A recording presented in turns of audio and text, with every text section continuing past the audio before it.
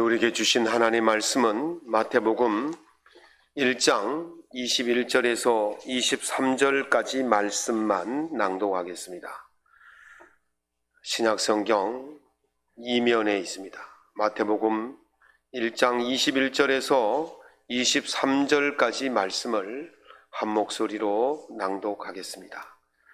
아들을 낳으리니 이름을 예수라 하라. 이는 그가 자기 백성을 그들의 죄에서 구원할 자이심이라 하니라.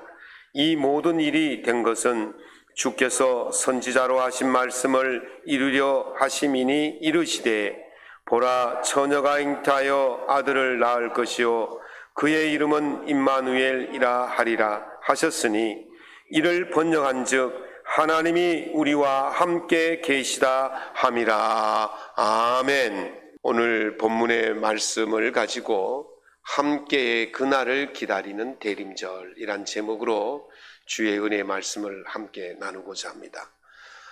루터의 종교개혁지의 시발점이 되었던 비텐베르크에 가면 루터 1517이라는 전시관이 있습니다. 1517이라는 말은 종교개혁의 연도가 1517년이거든요. 그래서 루터 1517이라는 전시관이 있는데 그 전시관은 원형으로 되어 있습니다. 들어가면 아주 그 전 벽이 종교개혁 당시에 그림으로 다 그려져 있습니다. 이제 입구에 들어가면 이어폰을 하나씩 주는데요. 그 이어폰이 언어가 5개의 나라의 언어로 해설이 나옵니다. 아쉽게도 한국어는 없습니다. 그래서 제가 해설을 듣지만 좀 어렵게 들었습니다. 이제 이어폰을 끼고 스위치를 켜면 해설이 나오고 음악이 웅장하게 나오고 조명이 딱 비춰집니다.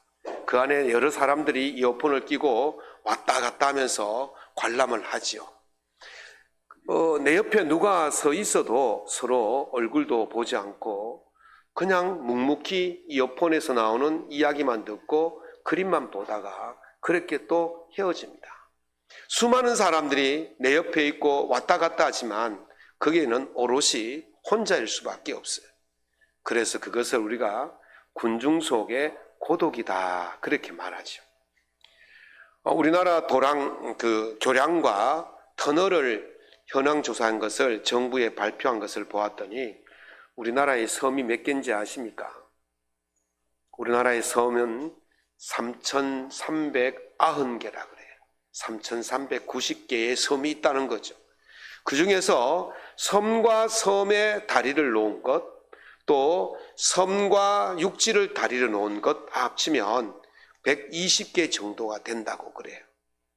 연도교라고 하기도 하고 연육교라고 그러는데 어찌됐든 이 120개밖에 안 돼요. 3,390개 중에서 120개를 퍼센트로 환산하면 3.54%밖에 안 된다는 거예요. 96%의 섬들은 고립된 채 홀로 그렇게 살아간다는 거예요. 고립이 왜 위험한지 아십니까? 위험한 일이 닥쳤을 때, 어려운 일이 닥쳤을 때에 누군가의 도움을 받을 수가 없게 된다는 거예요. 우리 주위에는 항상 누군가가 있습니다. 오늘도 여러분 옆에 누군가가 있잖아요. 그런데 항상 누군가가 있다고 해서 그 사람이 항상 나에게 나의 문제를, 나의 결핍을 채워줄 수 있는 건 아니에요. 나에게 항상 도움을 줄 수 있는 것도 아닌 것이죠. 이것이 지금 우리가 살고 있는 시대의 모습인 것입니다. 도둑맞은 집중력의 저자 요한 하리는 이 인터넷의 발달로 소통이 더 많아졌지만은 그것은 소통이 아니라 단절 또는 고립이라고 말합니다. 내가 보고 싶은 것만 보고, 내가 듣고 싶은 것만 듣고, 내가 말하고 싶은 것만 말하기 때문에 그렇습니다. 인터넷의 발달로 우리가 소셜 네트워크라 그러죠. 그것을 통해서 SNS를 통해서 얼마나 많이 다리를 놓고 있습니까? 아마 여기 여러분들도 수많은 곳에 인터넷으로 다리를 놓고 살고 있지만 사실 그 다리가 여러분들에게 얼마나 많은 도움이 됩니까? 그 다리를 놓았지만 여전히 홀로이고 여전히 단절이고 여전히 고립인 거예요. 소통하고자 놓은 다리가 아무런 쓸모도 없다는 겁니다. 결국 인간은 소통하고자 하지만 더욱더 그 안에 갇히는 그런 신세가 되었다는 것이죠. 요한 하리가 그래서 이렇게 말을 합니다. 나는 살고자 했으나 산만해졌다. 살기 위해서 소통이 필요해서 다리를 놓았지만 오히려 한 곳이라도 제대로 소통된 것이 없고 오히려 다리를 놓고 더 많은 것들이 나를 산만하게 했다. 그 말이거든요. 결국 그것 때문에 우리가 집중할 곳을 집중하지 못하고 우리는 산만한 삶을 살게 되어집니다. 이처럼 이 시대는 함께 하는 것 같지만 철저히 고립된 혼자의 삶을 사는 것입니다. 대림절은요, 단순한 절기가 아니라 함께의 그날을 다시 기다리게 하는 시간이에요. 이번 대림절을 보내면서 과연 우리의 고립과 산만함을 끊어내고 정말 집중할 곳에 집중하여서 우리가 정말 필요한 것을 찾아내어 진정한 함께의 성탄을 맞이할 수 있기를 예수님 이름으로 축원합니다. 오늘 본문에서 우리에게 굉장한 선언의 선포를 하고 있습니다. 이제까지 듣고 보도 못했던 인간의 언어와 정서와 지식과 상상으로 감히 할 수 없었던 그 선언이 오늘 우리에게 되어지고 있습니다. 아들을 낳으리니 이름을 예수라라. 이는 그가 자기 백성을 그들의 죄에서 구원할 자이심이라 하니라. 이 모든 일이 된 것은 주께서 선지자로 하신 말씀을 이루려 하심이니 이르시되 보라 처녀가 잉타하여 아들을 낳을 것이요 그의 이름을 임마누엘이라 하리라 하셨으니 이를 번역한즉 하나님이 우리와 함께 계시다 함이라. 아멘. 과연 이 선포가 이 고립된 시대를 살아가는 우리에게 어떤 의미가 있는지를 살펴보고 주님이 오심을 준비하는 참된 소망이 넘치는 대림의 계절이 될 수 있기를 다시 한번 예수님의 이름으로 축원합니다. 그렇다면 먼저 우리가 사는 세상이 어떤 세상이기에 우리가 이 고립 속에 사는지를 살펴봐야 합니다. 우리가 사는 세상이 왜 이렇게 고립되어지고 혼자의 세상이냐? 그거는 탐심으로, 탐욕으로부터 시작되었다는 겁니다. 이 정부 통계에 따르면 우리나라 미혼자, 20대 이상 성인 미혼자가 연령별로 발표를 했는데요. 20대의 대부분이 미혼입니다. 그리고 30대의 50%가 미혼이랍니다. 40대의 20%가 미혼이고 50대도 10%가 미혼이라고 말합니다. 점점 더 그 미혼의 숫자, 혼자 사는 층이 점점 더 늘어나고 있다고 말합니다. 왜 이런 현상이 일어날까? 서울대 사회복지학과 김수영 교수의 1인 가구 연구라는 것을 통해서 발표를 했는데요. 교육이라든지 공공산업에 종사하는 사람들, 노동자들은 결혼율이 높다고 그래요. 그러니까 아침에 출근해서 저녁에 정상적으로 퇴근하는 사람들은 직업도 안정되어 있고 사회 삶도 안정되어 있기 때문에 결혼하려는 그런 의지가 높다는 거죠. 반면에 금융이라든지 또 미디어라든지 문화라든지 지식산업과 같은 그런 곳에 종사하는 사람들은 노동 강도가 시간이 일정치가 않아요. 그리고 노동 강도가 고밀도예요. 집중해서 해야 되기 때문에 그 관계를 맺기가 참 어려워요. 제가 오늘 아침에 우리 소윤이에게 물어봤어요. 어떤 과를 지원했냐? 그러니까 미디어 학과를 지원했다는 거예요.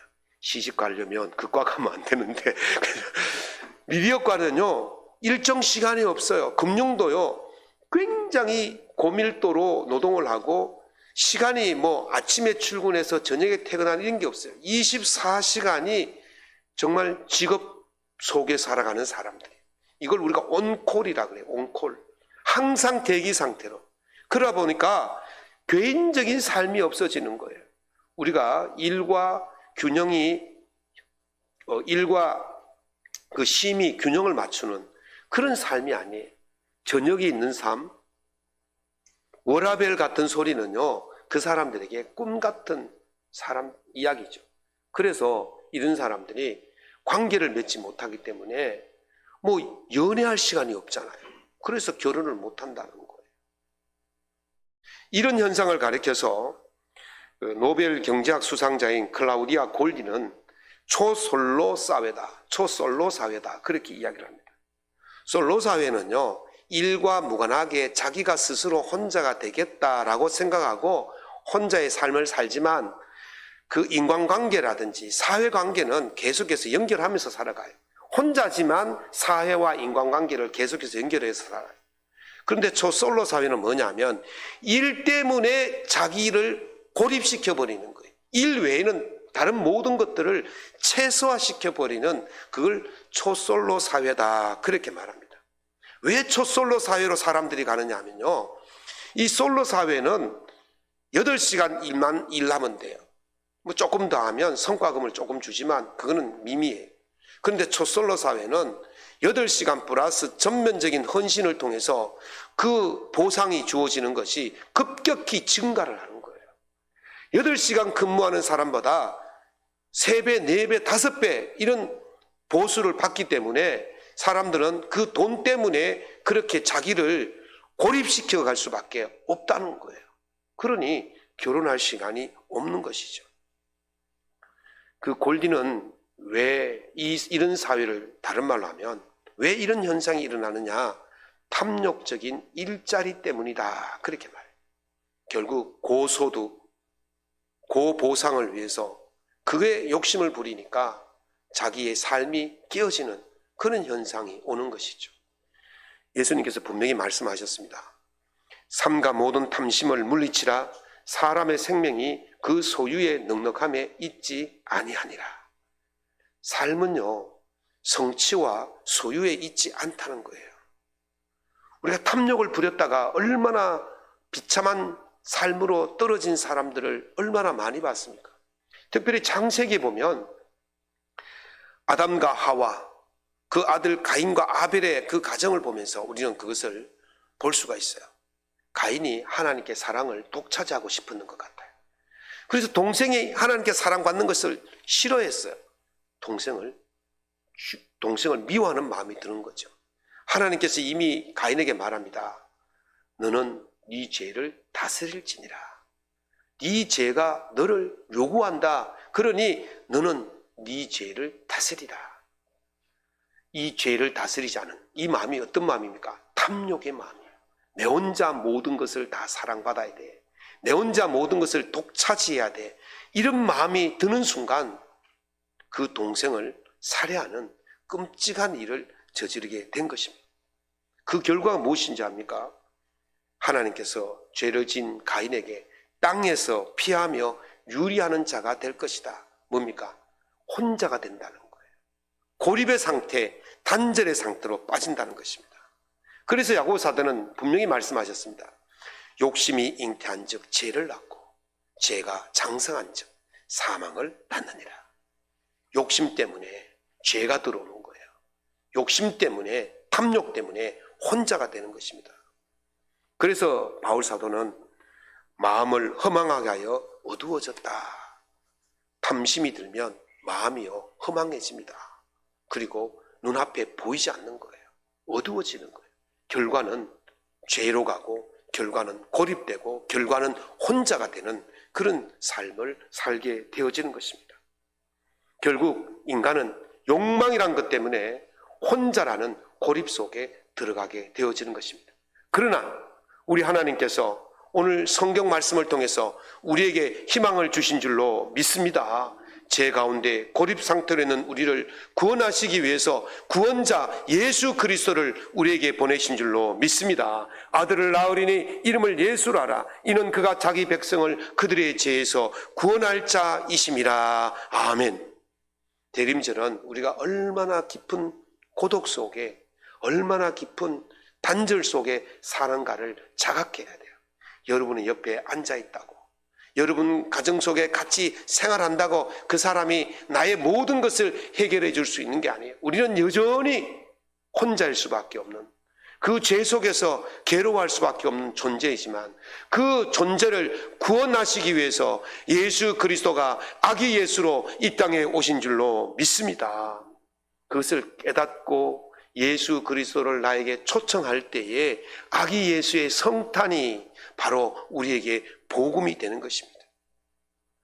예수님께서는 우리의 혼자됨을 종식시키시고 영원히 우리와 함께 오셔서 영원히 우리와 함께 하실 줄로 믿습니다.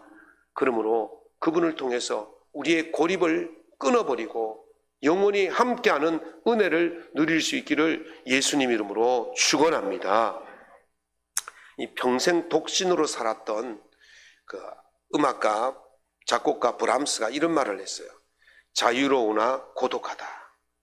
이 한 문장이 우리가 지금 살아가고 있는 삶의 모습을 그대로 진단하고 있습니다. 자유를 얻기 위해서 혼자를 선택했지만 그 자유의 열매는 고독이었습니다.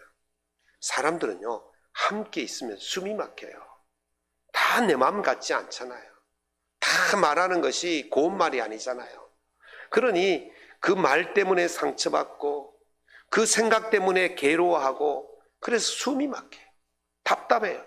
그래서 혼자라는 것을 택하지만 얼마나 또 외롭고 고독스럽니까? 그래서 혼자 있으면 또 무너지는 것입니다. 그래서 우리가요, 지금 시대가 혼자가 외로워서 둘이 되려고 하지만 둘은 답답해서 못 사는 거예요. 상처받아서 못 사는 거예요. 하루에도 그 말 때문에, 그 일들 때문에 우리가 얼마나 외롭고 힘듭니까? 또 상처를 받습니까?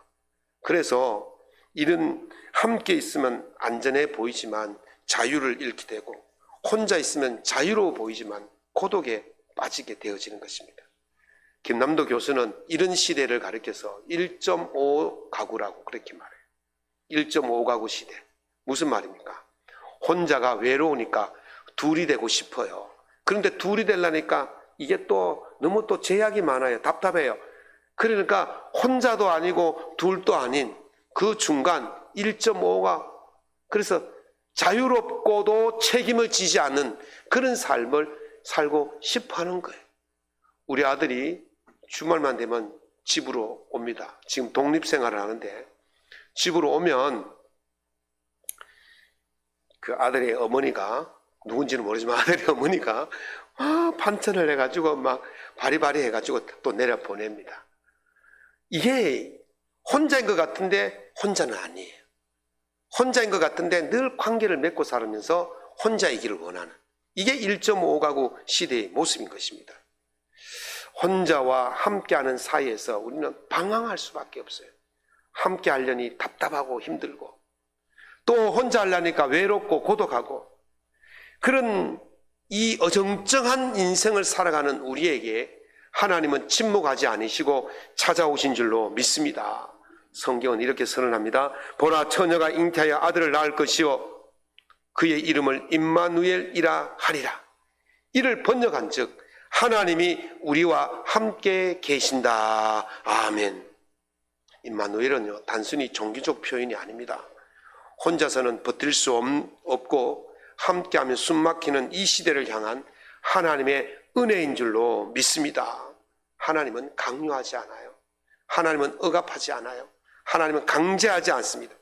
자유를 빼앗고 그렇게 하지 않습니다. 오히려 그냥 있는 듯 없는 듯 하면서 우리와 영원히 함께 하셔서 우리의 삶을 안정하고도 우리 삶을 행복하게 은혜롭게 보장하여 주시는 줄로 믿습니다. 영원히 우리가 필요할 때 옆에서 우리를 도우시고 함께 하시는 분입니다. 그래서 요한복음 1장 14절에 말씀이 육신이 되어 우리 가운데 거하심에 그렇게 말씀하시는 겁니다. 무슨 말씀입니까? 하나님이 우리 속에 찾아오셨다는 거예요. 그리고 하십니다. 내가 너를 결코 떠나지 아니하며 내가 결코 너를 버리지 아니하리라. 아멘.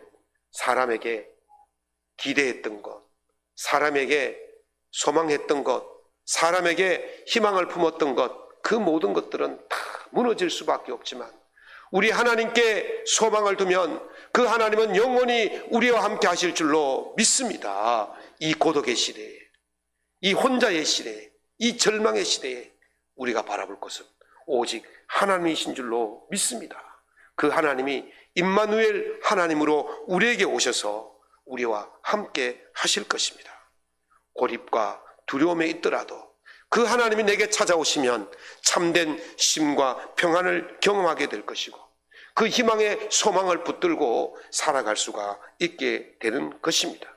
지금 누구도 나를 알아주지 않고 지금 누구도 나에게 도움을 주지 않는 그런 고립의 삶에 있다 할지라도 하나님이 내게 찾아오시면 진정한 하나님과 함께함의 경험을 할 수 있게 될 것입니다. 오늘을 살아가는 우리에게 실제적으로 위로와 소망을 주시는 함께 하시는 임마누엘의 하나님을 믿으시고 그분을 초청하셔서 그분과 영원히 복된 삶을 누릴 수 있기를 예수님 이름으로 축원합니다. 이것을 위해서 우리가 해야 될 것은 순종을 선택해야 됩니다. 2차 세계대전 독일과 일본이 인간의 존엄성을 조직적으로 파괴한 사건이 있지 않습니까? 독일은요 600만 명의 유대인을 학살했지 않습니까? 수용소를 만들어 놓고 가둬 놓고 그 사람을 이름을 부르지 않고 번호를 불렀어요. 그리고 손에다가 팔뚝에다가 목 뒤에다가 제수 번호처럼 그렇게 문신을 새겨 놓고 그들은요 처형을 하면 처형이라고 말하지 않습니다. 철이라고 말합니다. 사람을요 하나의 물건 취급했다는 거예요. 일본은 어떻습니까? 731 부대라는 비밀 세균 그 부대를 만들어서 사람을 인체 실험을 살아있는 사람을 했지 않습니까? 사람을 무엇으로 불렀어요? 마루타라고 불렀어요. 마루타는 통나무라는 뜻이에요. 사람을 사람으로 생각하지 아니하고 사람을 하나의 물품으로 통나무로 취급하니 그들에게 인권도 없고 존엄도 없는 거예요. 이게 2차 대전의 참담한 현실이었어요. 그 참담한 현실 속에서 살아남은 사람이 있어요. 빅터 프랭크라는 유명한 상담자인데 이 사람이 아우슈비츠를 통해서 그 수용소를 전전하면서 가족도 잃어버리고 늘 죽음의 공포 속에 살았던 그 사람인데 그 사람이 훗날 쓴 책이 죽음의 수용소에서라는 책을 썼어. 그 책을 보면요 그는 이렇게 말합니다. 모든 것을 빼앗을 수는 있어도 주어진 상황 앞에서 어떤 태도를 취할지 선택하는 자유만은 빼앗을 수가 없다 그랬어요. 다 빼앗길 수 있어요.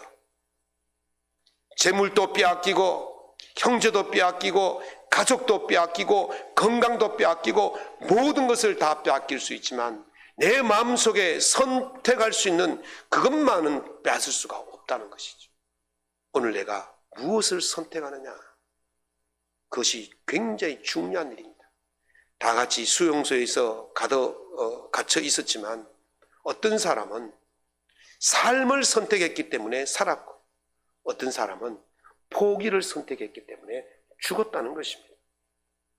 어떤 이는 인간으로서 살기 위해서 끝까지 인간의 존엄을 지켰기 때문에 살았고 어떤 사람은 짐승 취급당하는 것에 끌려갔기 때문에 죽었다는 것입니다. 차이는요 환경이 아니라 선택이었습니다. 지금 내가 어떤 선택을 할 것입니까? 지금 내가 어떤 상태에 있든지 나의 선택은 오롯이 나만이 할 수 있는 것이고 그 선택을 어떻게 하냐에 따라서 내가 살 수도 있고 죽을 수도 있다는 것입니다. 게르 케고르는 인간은 선택 속에서 자기 자신이 된다 그렇게 말했어요. 선택은 오로지 누구의 것입니까? 나의 것입니다. 나만이 할 수 있는 것입니다. 사르트라는 철학가는 인간은 선택하지 않을 수 없는 존재다. 매일같이 선택 속에서 살아간다는 것이죠. 인간은 선택을 피할 수가 없어요. 다만 문제는 무엇을 선택할 것이냐 하는 것이 아니라 누구와 함께 할 것인가를 선택하는 거예요. 요셉은요 모든 상황이 설명되지가 않지 않습니까? 지금 어떤 상황입니까? 까닥하다가는 자기가 사랑했던 그 약혼녀가 돌에 맞아 죽을 상황이고, 그 약혼녀를 자기가 택하면 자기 또한 비난을 받을 그런 상황에 있었다는 것이죠. 자신의 가정과 자신의 미래와 자신의 송두리째 무너질 수밖에 없는 그런 위험한 지경에 선택을 합니다. 어떤 선택을 했을까요? 주의 사자가 분부한 대로 행하였다 그랬어요. 따라해 봅시다. 주의 사자가 분부한 대로 행하였다. 요셉은요, 내 삶을 바꿔주십시오. 내 삶을 어떻게 해결해 주십시오. 그렇게 하지 않았어요. 천사가 하나님 말씀 따라서 지시할 때에 그 말씀을 순종했다는 거예요. 그것이 바로 그의 선택이었고 그것이 사는 길이었습니다. 예수님은 제자들에게 말씀하십니다. 나를 따르려거든 자기를 부인하고 십자가를 지고 나를 따를 것이다. 제자의 삶은요, 죽기까지 순종하는 것입니다. 예수님께서 그렇게 하셨지 않습니까? 자기를 죽여 복종하셨다. 누구에게? 하나님께. 오늘 우리가 예수 그리스도의 제자이고 하나님의 백성이라면 이 말씀을 따라야 돼요. 주의 사자가 분부한 대로 행하였다.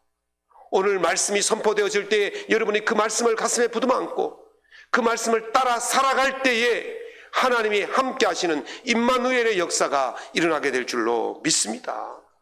순종은 계산의 문제가 아니에요. 순종은요, 오롯이 하나님이 무엇을 원하시느냐를 보는 것입니다. 그것을 따라갈 때에 그 인생이 하나님과 영원히 함께하는 삶을 살게 되어지는 것입니다. 하나님 말씀에 순종하지 않는데 어떻게 하나님께서 함께 하실 겁니까? 하나님은 하나님 말씀에 순종하는 자와 함께 하십니다. 오늘 우리는 이 탐욕적인 일자리를 위해서 혹은 완전한 자유를 위해서 혹은 이기적인 사회 현상 속에서 고립이 심화된 나라는 섬들이 끝없이 펼쳐진 그런 초솔로 사회를 살고 있지만은, 그래서 우리가 좀 누군가와 한번 연결시켜 보려고 애를 쓰지만 그 누군가가 나에게 참된 자유를 주고 참된 평안을 주는 것이 아니라 더욱 억압하고 더욱 나를 혼란스럽게 만들고 더욱 나를 단절시키는 그런 관계밖에 되지 않지만, 그런 관계 속에 있는 우리에게 우리의 영원한 평화와 영원한 평안과 영원한 은혜를 주시기 위해서 우리 하나님이 임마누엘로 찾아오신 줄로 믿습니다. 사랑하는 성도 여러분, 이번 대림절은 함께의 그날을 기다리는 계절입니다. 우리의 욕심으로, 우리의 탐욕으로 고립되었고 죄로 인해 단절되었지만은 하나님은 우리를 포기하지 않으시고 예수라는 이름으로 임마누엘이라는 약속으로 우리 곁에 오셨습니다. 이제 홀로 고통당하지 마십시오.